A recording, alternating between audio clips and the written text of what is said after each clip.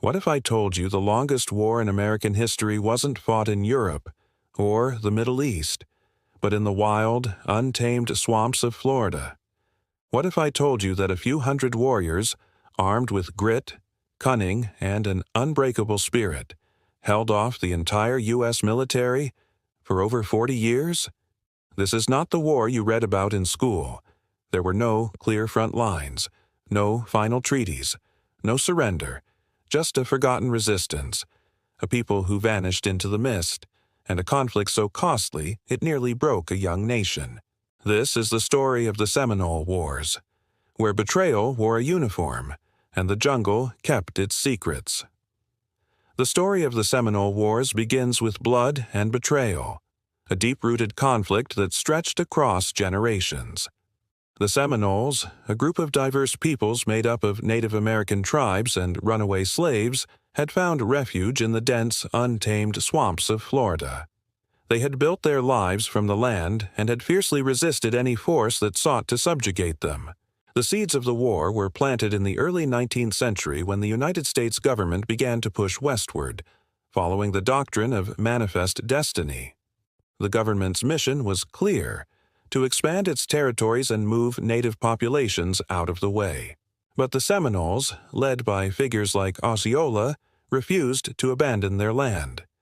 Tensions had been brewing for years, and the forced relocation of native peoples under the Indian Removal Act of 1830 made it clear that the Seminoles would not go quietly.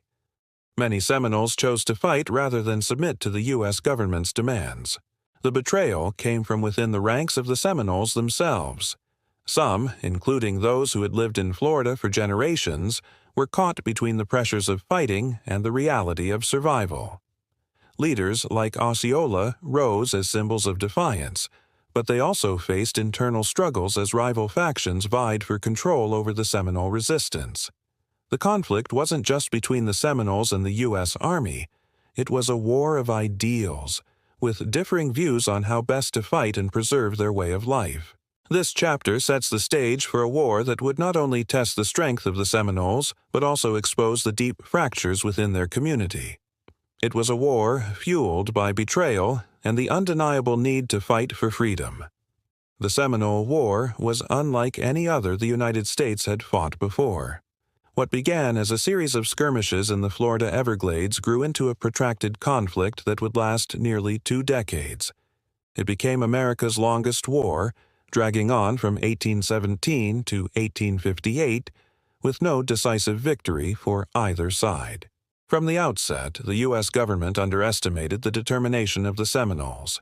They believed they could crush the resistance swiftly with military force.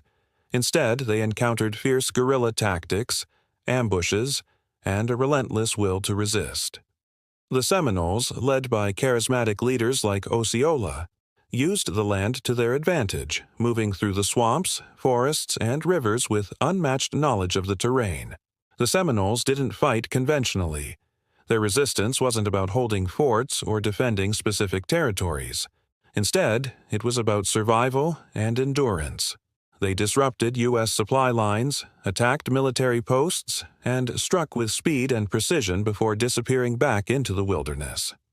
For every fort the U.S. Army built, another was burned to the ground. For every battle the U.S. claimed as a victory, it was followed by another attack that drained their resources. The U.S. government, underestimating the cost of this war, faced financial ruin.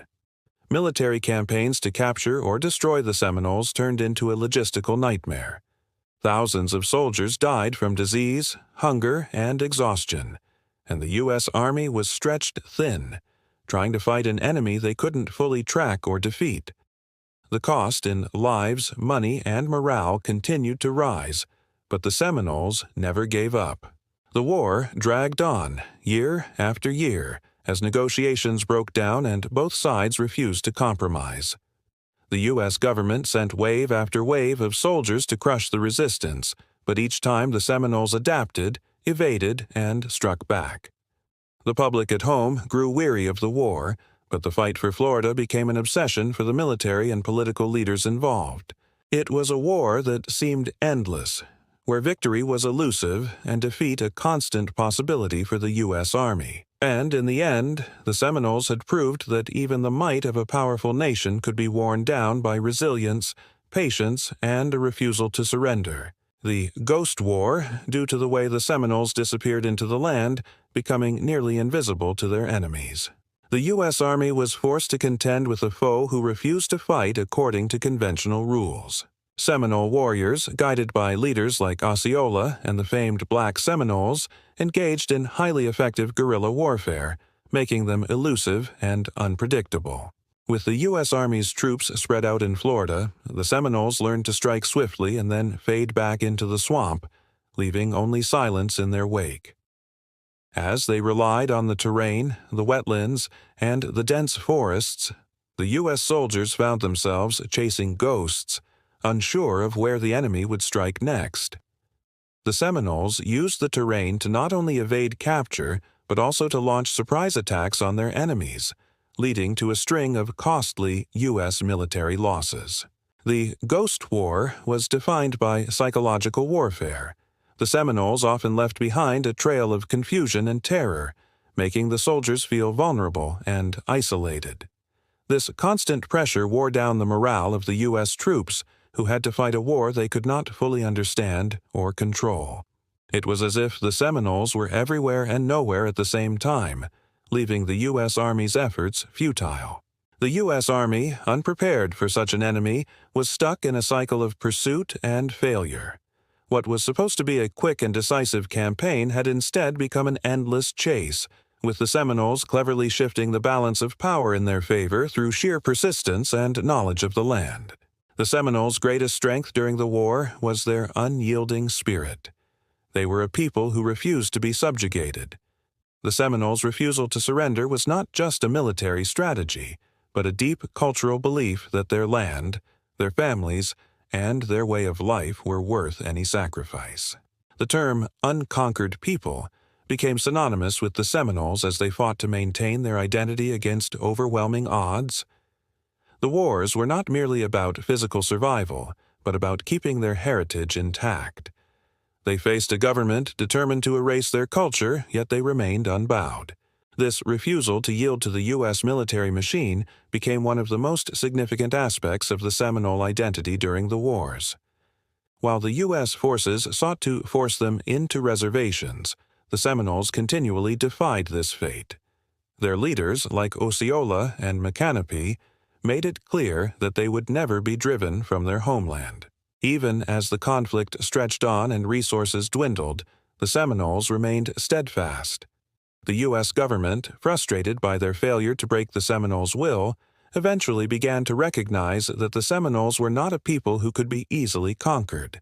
Their land, their beliefs, and their warriors made them a unique force in the history of the American frontier. The alliance between the Seminoles and the Black Seminoles is one of the most fascinating aspects of the war. The Black Seminoles were formerly enslaved Africans who had escaped into the wilderness, where they found refuge among the Seminoles. They had built lives alongside the native people, learning their ways and fighting for the same cause: freedom. As the war intensified, the Black Seminoles became crucial allies to the Seminole resistance. They were fiercely loyal to the Seminoles and fought alongside them in some of the most difficult battles of the conflict. While the U.S. Army primarily viewed them as insurgents, the Black Seminoles had their own unique motivations: freedom, independence, and survival. Together, the Seminoles and Black Seminoles formed a formidable force that confounded the U.S. Army. Their alliance was forged in shared hardship, as both groups fought to protect their families, preserve their way of life, and resist the overwhelming force of the U.S. government. The contributions of the Black Seminoles have often been overlooked in history, but their role in the Seminole Wars was critical. They fought with a determination fueled by their personal stakes in the war. The Black Seminoles were not just warriors, they were symbols of defiance and freedom in the face of an oppressive regime. The Seminoles' resilience in the face of overwhelming odds became a hallmark of their resistance. Even when defeat seemed inevitable, they refused to surrender. This unbroken spirit was not just a testament to their willpower, but to their cultural pride and belief in their right to exist freely. Even when the U.S. military began to capture or kill key leaders like Osceola, the Seminoles remained unwavering. They fought on through their leaders' deaths, relying on a decentralized form of leadership that allowed their resistance to continue even without a single figurehead. The Seminoles refused to let their culture and way of life be crushed. They knew that every day they resisted, they were not just fighting for their land, but for the survival of their people's legacy. The Seminoles, who remained in the swamps, despite hunger, disease, and the constant threat of attack, continued to wage war.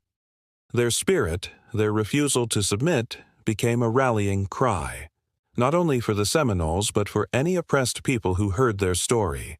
It wasn't just about military tactics or fighting. It was about pride, identity, and the unyielding desire to remain free. Every battle was a battle for their future, and though the odds were stacked against them, the Seminoles proved that they were a people who could not be broken. The Florida Everglades, a vast, swampy labyrinth, became the ultimate stronghold for the Seminoles. To the U.S. Army, the Everglades represented a hostile, untamed wilderness. But to the Seminoles, it was a home that offered sanctuary, camouflage, and an advantage that the soldiers could never fully overcome. The Everglades were not just a geographical feature. They were an extension of the Seminole resistance itself. The swamps, dense forests, and winding rivers became the backdrop for guerrilla warfare. The U.S. Army, unfamiliar with the terrain, found themselves at the mercy of the Seminoles, who moved with the grace of shadows through the thick underbrush. As the war dragged on, the U.S. military found themselves bogged down by the terrain. Their soldiers, equipped with heavy weapons and traditional military training, were no match for the Seminoles who knew every inch of the land. They used the Everglades to their advantage, using its maze-like pathways to avoid capture, plan ambushes, and resupply when needed. The Seminoles used the swamps not only to hide, but to strike with deadly precision. They would ambush soldiers from hidden positions, and when the soldiers sought reinforcements, the Seminoles would simply vanish into the swamp, leaving their enemies feeling lost and exposed. The Everglades became an inseparable part of the war, acting as both a fortress and a battleground. The cost of the Seminole Wars wasn't just measured in blood. It drained the United States economically, and it revealed the deep flaws in the government's approach to warfare. What was supposed to be a quick and decisive campaign turned into an endless war that drained resources, morale, and public support.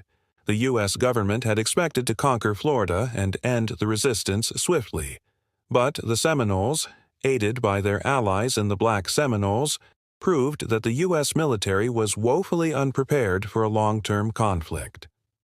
The war spiraled out of control, and the financial cost became staggering. The U.S. Treasury was depleted by the constant need to fund an unending war effort, and the government's hopes of a quick victory dissolved into frustration and debt. The public, once eager to see the Seminoles crushed, grew weary of the prolonged conflict. The mounting casualties, the inability to secure a clear victory, and the financial burden left the U.S. government desperate for a resolution. But no matter how many soldiers were sent, how many forts were built, the Seminoles remained steadfast. In the end, the Seminoles never truly surrendered. Instead, they achieved a form of victory, not through the battlefield but through their sheer refusal to be defeated. The war had cost the United States dearly, both financially and in terms of human life, and it would become a cautionary tale about the dangers of underestimating an enemy with nothing to lose. In the annals of war, women are often erased from the story, their voices drowned by the thunder of cannons, their courage buried beneath the weight of history. But in the Seminole Wars, women were not just witnesses to the struggle. They were the heart of the resistance. They fought with courage. They led with wisdom. And in the darkest moments of the war, when all seemed lost, it was their strength that kept the flame of defiance alive. In a world where men were expected to take up arms, these women defied convention. They took up swords. They took up spears. They protected their families, their land, and their legacy. But the women of the Seminole resistance were not just warriors in battle. They were warriors in spirit. They fought to preserve their culture, their children, and their right to exist. Women like Imathla, the courageous wife of the great Chief Micanopy, whose whispers of strategy shaped the resistance. Women like Kokuchi, the daughter of a great warrior who commanded raids and led her people in the fiercest battles. These women were not passive victims. They were leaders. They led with iron will, inspiring warriors to fight and families to endure. When men fell in battle, these women took up arms and led the charge. And then there was Wildcat's wife, a name spoken in hushed reverence among the Seminoles, a woman so fierce she became a living legend. She led ambushes in the swamp, evaded capture time and time again, and protected her people with a tenacity that was unmatched. While the men fought on the front lines, it was often these women who kept the fires of resistance burning in the shadows.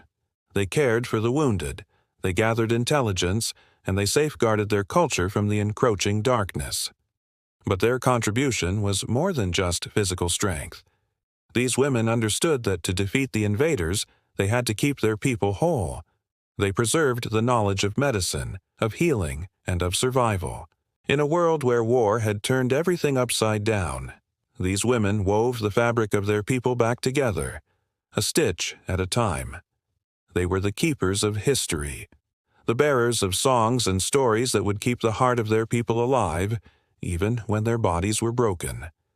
In the wilderness, away from the eyes of history, they were the backbone of the Seminole resistance, and it was their unwavering spirit that turned the tide of a war, keeping the Seminoles' unbroken will alive. History has often forgotten them. But they were there, in the shadows, in the struggle, in the heart of the resistance. The women of the Seminole Wars, fierce, unyielding, and forever unbroken. In the final phase of the Seminole Wars, the conflict deepens in secrecy, defiance, and legacy. The U.S. government resorts to covert tactics, secret missions, surveillance, and psychological warfare, in a desperate attempt to crush the remaining resistance. But the Seminoles, familiar with the land and driven by an unbreakable will, continued to elude capture, making the government's hidden war efforts appear increasingly futile. The struggle reaches a brutal climax in the swamps of Big Cypress, where the Seminoles, led by Chief Billybowlegs, stage their last major stand. Outnumbered and outgunned, they use the treacherous terrain to their advantage, launching strategic ambushes and inflicting heavy losses on U.S. forces. This battle stands not only as a moment of fierce resistance, but as a defining act of survival. Though the fighting subsides, the Seminoles refuse to surrender. They retreat deeper into the Everglades, preserving their culture, language, and identity in defiance of the government's attempts at erasure. Their refusal to be conquered becomes a lasting symbol of resistance and resilience.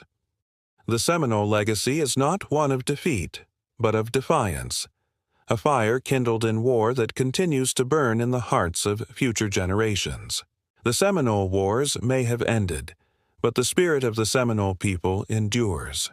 Their resistance, born in fire and defiance, became a lasting symbol of survival against overwhelming odds. Though driven into the shadows, they preserved their culture, identity, and freedom. Their unbroken will stands as a reminder that true defeat comes only with surrender, and they never surrendered. The Seminole story challenges us to remember the hidden struggles of history and to honor the flame of resistance that still burns through generations.